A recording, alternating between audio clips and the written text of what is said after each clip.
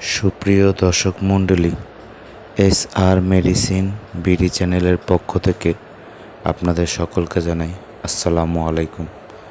আমি Mohammad Sultan Ahmed, DMF paramedic doctor, general practitioner, 250 শয্যা বিশিষ্ট, খুলনা সদর হাসপাতাল, খুলনা।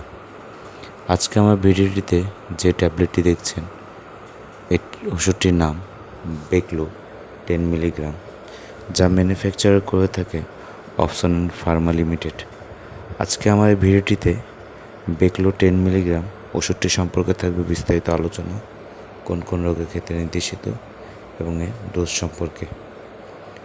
ভিডিওটি শুরু করার পূর্বে যারা আমার চ্যানেলটিকে এখনও সাবস্ক্রাইব করেনি, দয়া করে আমার চ্যানেলটিকে সাবস্ক্রাইব করে দেবেন, পাশে থাকা বেল আইকনটি ক্লিক করে দেবেন, যাতে করে আমার তৈরিকৃত সকল ভিডিও আপনাদের কাছে খুব সহজে পৌঁছে যেতে পারে।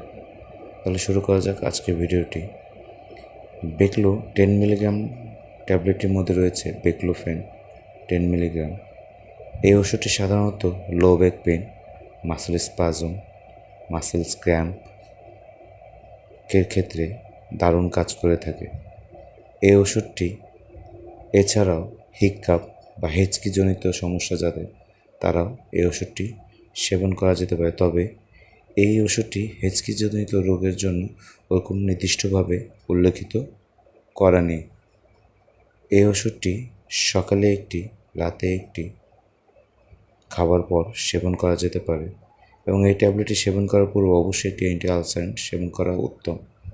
তবে আমি প্রতিবারের মতোই বলবো, এই ওষুধটি একটু রেজিস্ট্রিকৃত চিকিৎসকের পরামর্শ অনুযায়ী সেবন করাই উত্তম।